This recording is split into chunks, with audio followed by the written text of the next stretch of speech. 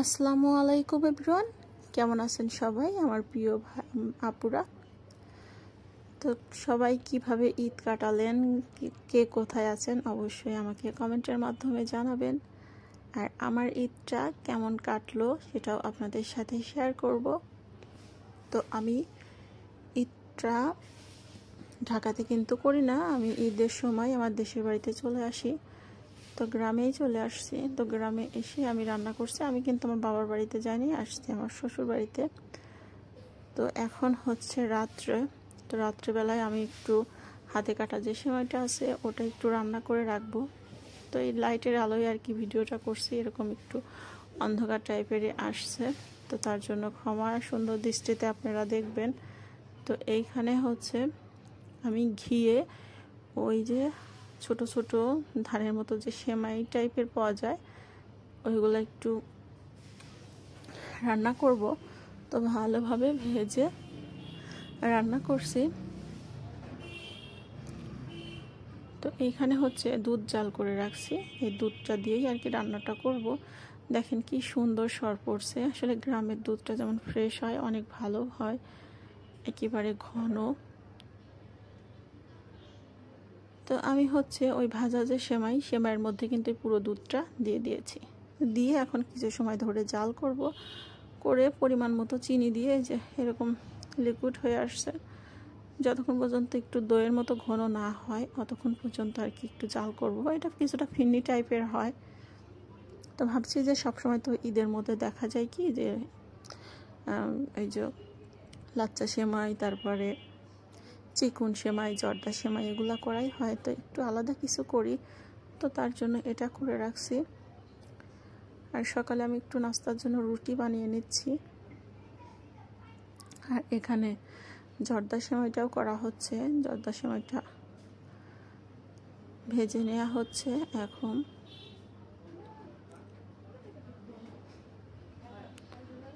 এপাশ ওপাশ করে উল্টিয়ে ভেজে নেওয়া হচ্ছে। এখন একটু নারকেল দিয়ে দিচ্ছি, নারকেল দিয়েই আর কি জর্দা সেমাইটা রান্না করব। কিছু পরিমাণ চিনি আর হচ্ছে একটু সামান্য পানি দিয়ে রান্নাটা শেষ করব।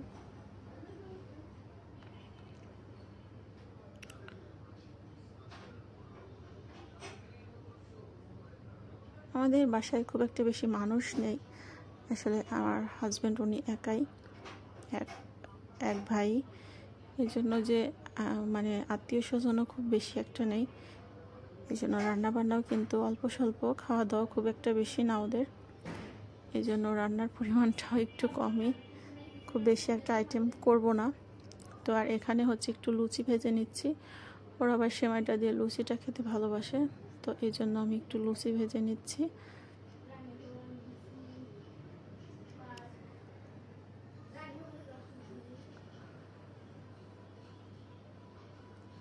সে লুচিগুলো এক এক করে অনেকগুলো লুচি কিন্তু ভাজা হয়েছে।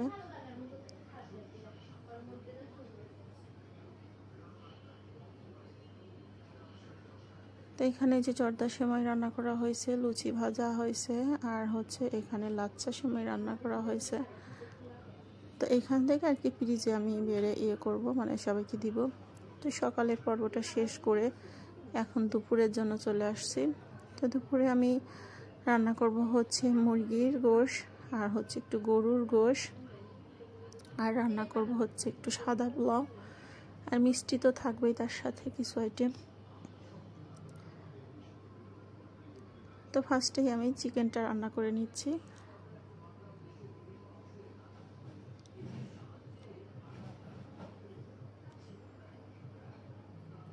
তো এখানে হচ্ছে পেঁয়াজটাকে বেশ ভালোভাবে ভেজে নিয়ে এখানে আদা রসুন আর হচ্ছে লবণ দিয়ে, শুকনো মরিচের গুঁড়া দিয়ে, কিছু হলুদটা দিয়ে মশলাটাকে কষায় নিচ্ছি। নর্মালি আমরা সবসময় যেরকম রান্না করি ওরকমই, হামরি কিছু না, ওইভাবেই রান্নাটা করছি।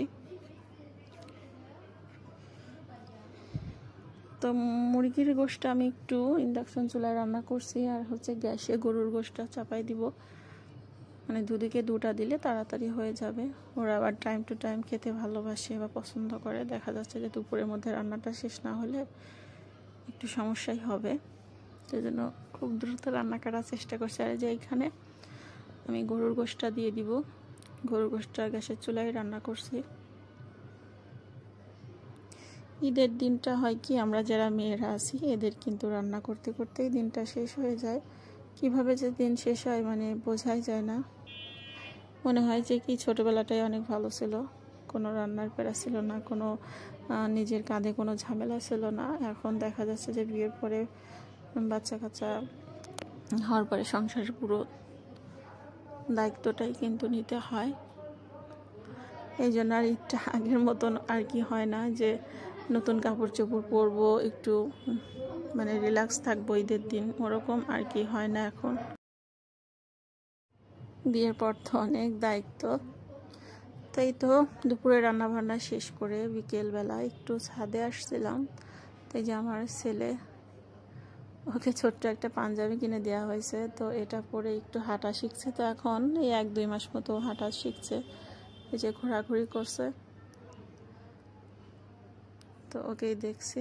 তো আমার বাবাটার জন্য সবাই দোয়া করবেন, আপনারাও ভালো থাকবেন, আপনাদের জন্য অনেক দোয়া এবং ভালোবাসা রইল। তো আজকের এই ছোট্ট ব্লগটি কেমন লাগছে কমেন্টের মাধ্যমে জানাবেন। আল্লাহ হাফেজ।